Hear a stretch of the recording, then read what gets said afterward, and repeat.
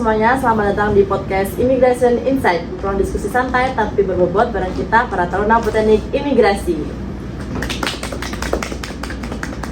Oke teman-teman, sebelum kita masuk pada tema podcast kali ini, kita akan memperkenalkan dulu taruna-taruna yang akan mengisi podcast pada episode kali ini.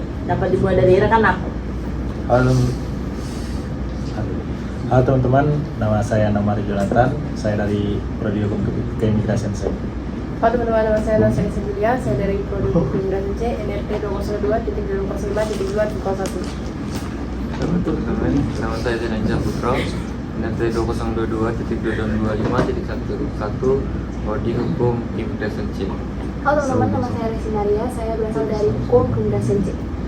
Halo teman-teman, saya Vanessa Valencia, Prodi Hukum Keimigrasian C dengan RT 202.251.321. Baik teman-teman, pada episode kali ini kita akan membahas topik yang sering nih jadi perdebatan internasional. Mungkin dari rekan Resi udah tahu apa sih topik kita pada episode kali ini? Topik kita hari ini yaitu perbandingan detensi imigrasi antara Indonesia dan Inggris. Jadi, banyak negara yang menghadapi tantangan besar soal penegakan hukum keimigrasian, termasuk bagaimana mereka menahan, memeriksa, mendeportasi WNA yang melanggar aturan. Nah, Indonesia dan Inggris ini menarik banget buat dibandingkan. Oke, jadi hari ini tuh topik kita pada podcast kali ini yaitu membandingkan bagaimana detensi di imigrasi antara di Indonesia dan di Inggris ya berarti. Nah, sebelum kita masuk jauh lebih dalam nih, kita tanya-tanya dulu ke kalian para taruna. Pernah nggak sih pengalaman apa yang pernah kalian lakuin selama menjadi taruna yang berkaitan dengan detensi atau deteni? Siapa nih yang kira-kira mau cerita dulu? Nah, gini teman-teman, jadi waktu tingkat 1 tuh kami ada kunjungan ke rumah detensi imigrasi. Di mana tuh lokasinya? Nah, lokasinya di Jakarta Barat, kalau nggak salah ya. Jadi di sana tuh kami mengunjungi Prudenim itu, muter-muter melihat situasi. Jadi di sana tuh banyak orang, banyak ras, banyak suku, etnis dan agama. Jadi di sana nggak cuman kulit hitam, di sana juga ada kulit putih, Pakistan, Arab, terus Cina. Di sana tuh banyak lah pokoknya bermacam-macam. Kalau dari Ais sendiri pernah nggak Ais mengunjungi rumah detensi imigrasi itu? Pernah waktu tingkat 1 Sama juga lokasinya? ya, waktu latihan kerja Bumi Pura. Jadi di situ kita ngeliat orang-orang yang di Rudanim itu kegiatannya sama seperti orang-orang kayak kita ini, main basket, jajan, main gitu. Oke, jadi mungkin ini pengetahuan ya buat teman-teman penonton yang belum tahu apa sih Rudanim itu dan apa sih bedanya dengan penjara ya kan? Karena kan sama-sama di sel nggak sih itu di Rudanim itu. Nah, jadi kalau misalkan penjara itu dia itu hanya untuk orang Indonesia saja, dan untuk Rudanim itu dia untuk warga negara asing atau orang asing yang dimana mereka melakukan pelanggaran terkait keimigrasian. Jadi sebelum mereka dibalikan lagi ke negaranya, mereka harus ditahan dulu di Rudanim, seperti itu. Baik teman-teman, kita akan membahas lebih dalam lagi terkait aspek hukumnya, prosedur, jangka waktu sampai perlindungan hak deteni. Karena episode pada kali ini tuh sangat relevan buat kita terutama sebagai calon aparat keimigrasian. Karena menurut saya detensi itu bukan sekedar menahan orang, tapi ada prinsip HAM-nya, ada akuntabilitasnya, dan ada kepastian hukum yang harus dijaga. Oke, mari kita bahas dari yang pertama banget, yaitu terkait dasar hukum detensi di Indonesia dan di Inggris. Oke rekan Nahum, kalau misalkan kita mulai dari Indonesia dulu ya. Oke. Kalau Indonesia tuh dasar hukumnya itu tercantum di mana sih? Kalau di Indonesia sendiri yang udah kita pelajari, dasar hukum mengenai detensian itu ada di Undang-Undang Keimigrasian, yaitu Undang-Undang Nomor 6 Tahun 2011 mengenai keimigrasian. Nah, terus diatur juga tuh dalam PP nomor 31 tahun 2013 kalau saya nggak salah. Terus ada di beberapa, karena dulu itu masih Kementerian Hukum dan HAM, ada di beberapa Permenkumham yang mengatur juga mengenai pengawasan dan juga tindak administratif keimigrasian. Oke. Nah, rekan Ais, detensi itu dia itu bersifat apa sih? Apakah pidana atau administratif dikenakannya itu? Nah, detensi di Indonesia itu bersifat administratif, artinya keputusan penempatan seseorang di Rudenim tidak melibatkan pengadilan, tapi cukup dilakukan oleh pejabat imigrasi melalui tindakan administrasi keimigrasian atau TAK. Oke, jadi deteni yang di Rudenim itu dia hanya melanggar pelanggaran administratif ya, bukan pelanggaran pidana seperti itu ya. Nah, tadi kan si Minahum udah nyebutin undang-undang yang ada di Indonesia itu Undang-Undang Nomor 6 ya, tahun 2011 tentang keimigrasian. Nah, karena kita mau membandingkan dengan Inggris, apa sih Resi di Inggris undang-undangnya? Nah, sedangkan kalau di Inggris itu aturan definisinya itu tersebar dalam berbagai undang-undang seperti yang pertama Immigration Act 1971, Immigration and Asylum Act 1999, dan terakhir diperkuat dengan Nationality and Borders Act 2022. Oke, jadi bedanya itu ternyata di Inggris itu sistemnya lebih banyak melibatkan pengawasan terkait pengadilan. Ada immigration tribunals dan mekanisme judicial review. Jadi sifatnya lebih judicialis dibanding Indonesia. Nah, apa sih Seno pengaruhnya terkait mekanisme ini, Seno?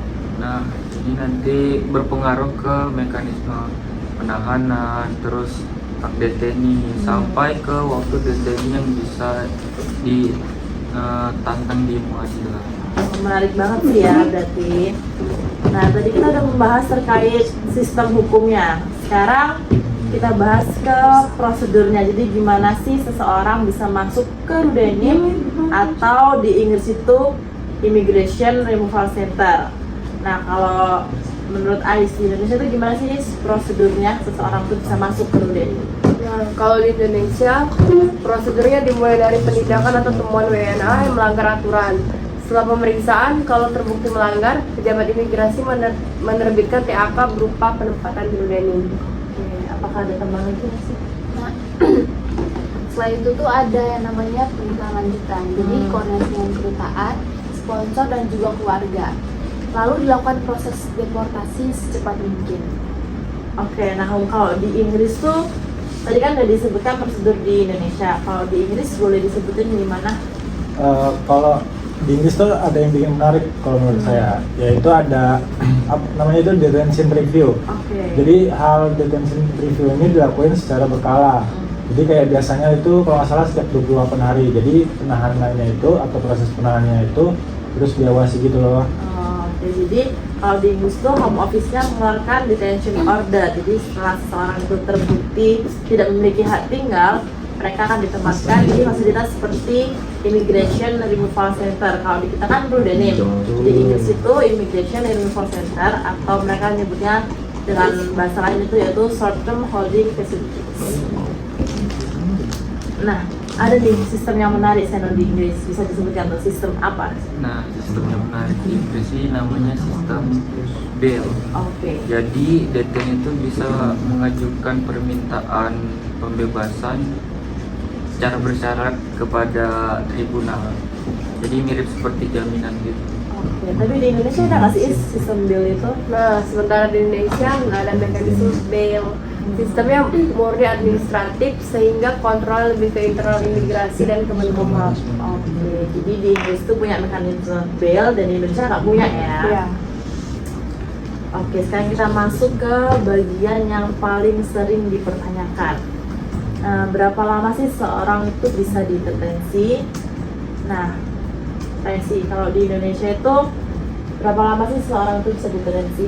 Jadi kalau di Indonesia menurut Undang-Undang Nomor 6 2011 tidak menetapkan batas waktu maksimal detensi. Akibatnya nih, kalau dokumen perjalanan sudah didapat atau kedutaan tidak kooperatif, detensi bisa berlangsung lama. Kadang bisa sampai berbulan-bulan. Jadi nggak ditentuin ya batas waktunya. Kalau ada tambahan lagi dari Nahum? Walaupun misalkan dari nomor 6 tahun 2011 sendiri nggak ditetapkan maksimal detensinya itu berapa tahun, Tapi Mahkamah Konstitusi ini pernah bilang tuh bahwa lewat putusan itu bahwa detensi ini harus berlandaskan asas kepastian hukum juga, dan juga nggak boleh berlangsung secara tujuan gitu. Jadi nggak boleh berlangsung kalau nggak ada tujuannya. Betul. Jadi kan kita tahu ya di Indonesia berarti nggak ada batas waktu untuk seseorang didetensi. Kalau di Inggris gimana tuh rekan Seno? Nah kalau di Inggris juga nggak ada batas waktu pendetensiannya ya. Tapi yang jadi pembeda itu adalah register safeguard atau pengamanan prosedural gitu. Jadi kalau di Inggris sama-sama nggak punya batas waktunya, tapi di Inggris itu ada namanya register safeguard atau pengamanan prosedural. Itu apa? Bisa dijelaskan lebih lanjut kan? Itu betul kok, karena setiap 28 hari harus ada evaluasi. Kalau home office nggak bisa membuktikan alasan penahanan masih valid, bisa diajukan ke pengadilan sebagai unlawful detention. Jadi Inggris itu nggak membatasi secara waktu ya, tapi membatasi secara proses. Itu yang bikin sistem mereka ini dianggap lebih akuntabel. Nah mungkin ini yang bisa dicontoh dari Indonesia. Kalau di Indonesia kan nggak ada batas waktu. Walaupun di Inggris juga nggak ada batas waktu, tetapi dia membatasi secara prosesnya. Jadi dia lebih akuntabel dibandingkan sistem di Indonesia. Mungkin bisa menjadi koreksi untuk sistem di Indonesia. Nah, sekarang kita mau bahas di apa ini? Jadi sekarang kita bahas terkait subjeknya. Jadi siapa sih yang bisa ditahan di sistem keimigrasian ini? Oke, Ais, dari di Indonesia sendiri, siapa aja sih yang bisa ditahan di sistem keimigrasian? Di Indonesia itu detensi itu bisa diterapkan pada yang pertama overstayer, yang kedua WNA tanpa dokumen perjalanan, yang ketiga ada pelanggar izin tinggal, yang keempat pengungsi yang tidak amati penempatan, dan yang kelima WNA yang mengancam keamanan dan ketertiban. Oke, jadi kalau misalkan orang asing itu overstay, terus kemudian dia melanggar peraturan dan mengancam keamanan dan ketertiban di Indonesia, maka dia akan detensi di Indonesia. Nah, jangan salah teman-teman. Di sini anak-anak tuh juga bisa ditempatkan di ruang khusus jika bersama orang tuanya. Dan di Indonesia punya skema community housing yang pernah diterapkan untuk pengungsi anak-anak. Tadi kan sudah disebutkan sama Ais ya, subjek-subjek di Indonesia itu siapa aja sih yang bisa diteni gitu kan. Kalau di Inggris subjeknya siapa aja sih? Kalau di Inggris itu subjeknya mirip sih, tapi ada beberapa kategori tambahan. Yaitu yang pertama, failed asylum seekers. Yang kedua, foreign national offenders setelah selesai menjalani hukuman. Lalu illegal interest, lalu pelanggar visa, dan juga orang yang dianggap mengancam keamanan nasional. Jadi sama ya, mirip-mirip lah ya dengan Indonesia. Tapi ada nih kayaknya perbedaan Indonesia dan di Inggris, apa tuh namanya? Jadi ini teman-teman, di Inggris ini penahanan mengenai anak kecil itu sangat dibatasi. Setelah reformasi tahun 2010 sendiri, anak-anak ini tuh sebenarnya kayak hampir nggak boleh lah ditahan lebih dari 24 jam atau lebih dari 1 hari. Oh, jadi dia lebih melindungi hak dari anak-anak ini ya gitu. Jadi di Inggris itu perlindungan anaknya itu lebih ketat, sedangkan di Indonesia itu masih memberi ruang detensi dengan pembatasan khusus, yaitu seperti dengan orang tuanya, seperti itu ya. Nah teman-teman, kalau misalkan dilihat dari sisi hak asasi manusianya, Inggris itu cenderung lebih memberikan transparansi dan akuntabilitas karena ada pengawasan pengadilan dan mekanisme yang disebutkan Seno tadi, yaitu mekanisme bail. Tapi bukan berarti sistem Indonesia itu buruk. Sistem administrasi kita itu cepat, fleksibel, dan efisien. Cocok untuk negara dengan mobilitas WNA yang tinggi seperti Indonesia. Ya, jadi bukan berarti di Indonesia itu sistemnya buruk ya teman-teman. Sistem administrasi di kita tuh lebih cepat. Tapi untuk Inggris itu dia memang memberikan transparansi yang lebih dan akuntabilitas. Benar banget, tapi ini ya mungkin perlu ditambahin mekanisme review itu berkala seperti di Inggris agar tidak ada detensi yang berkepanjangan. Oke. Betul tuh. Tapi kalau ngebahas untuk perlindungan anak, Ah. Indonesia sendiri pun perlulah untuk terus meningkatkan standar karena tren global sekarang menolak detensi anak dalam bentuk apapun. Oh, benar sih. Jadi kalau misalkan tadi di Indonesia kan anak-anak tuh boleh ditahan kan sama orang tuanya, sedangkan di Inggris dia lebih melindungi anak lagi, dia tidak boleh sampai dengan 24 jam.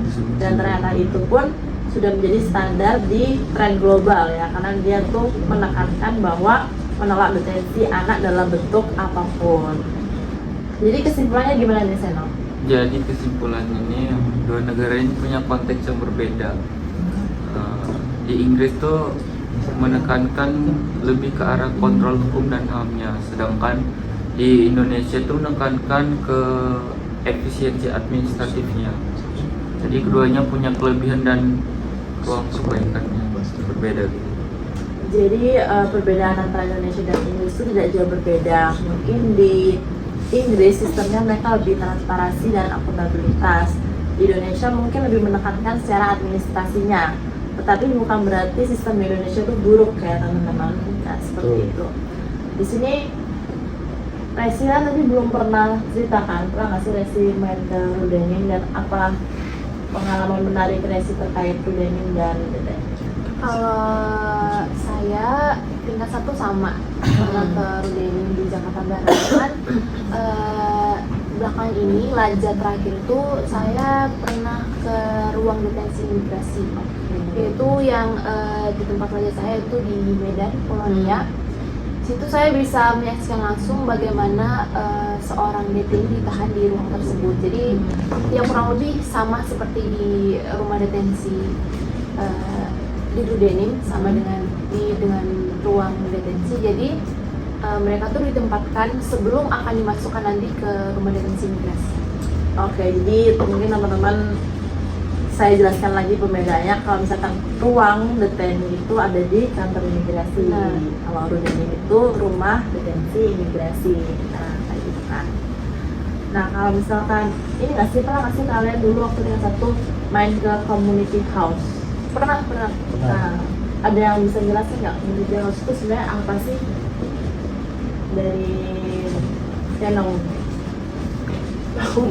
Baru lebih tahu. Kalau misalkan di Rudenim kan buat orang asing kan, kalau community house itu mungkin Jadi- buat pengungsi kayak atau apa gitu. Community house tuh jadi kayak buat tempat penanggungan sementara buat pengungsi yang mungkin dia nggak dapat Nggak dapat tempat tinggal. ya, jadi dia ditempatkan tinggal di tempat tinggalan di situ, lalu mungkin diberi apa namanya Fasilitas kayak gitu. fasilitas oleh Iya, IOM dan juga apa namanya ya, pokoknya UNHCR. UNHCR. Nah, jadi di situ kayak diberi misalkan kayak untuk satu orang aja berapa, atau misalkan dia udah nikah itu beda lagi nanti Oh. dikasihnya. Misalnya udah punya anak beda lagi juga. Biasanya ada nama begitu gitu. Oke, jadi teman-teman community house itu tempat untuk para pengungsi yang difasilitasi oleh IOM dan UNHCR. Tapi setelah 2018, pengungsi sekarang itu tidak difasilitasi lagi sama IOM dan UNHCR. Jadi setelah 2018, pengungsi yang masuk ke Indonesia itu terhitung pengungsi mandiri. Seperti itu. Nah, teman-teman, itu tadi pembahasan kita soal perbandingan detensi imigrasi Indonesia dan Inggris. Semoga hal ini bermanfaat dan bisa jadi referensi buat kalian semua. Nah, teman-teman, kalau kalian punya topik lain seputar imigrasi, hukum asasi manusia, atau isu-isu global, boleh banget dikirim ke kita. Siap kita bahas. Jangan lupa follow podcast Immigration Insight biar nggak ketinggalan episode terbaru. Terima kasih teman-teman karena udah dengerin kita sampai akhir ini. Sampai jumpa di episode berikutnya. Salam imigrasi. Jaga prestasi. One is the loneliest number that you'll ever do. Two can be as bad as one. It's the loneliest number since the number one.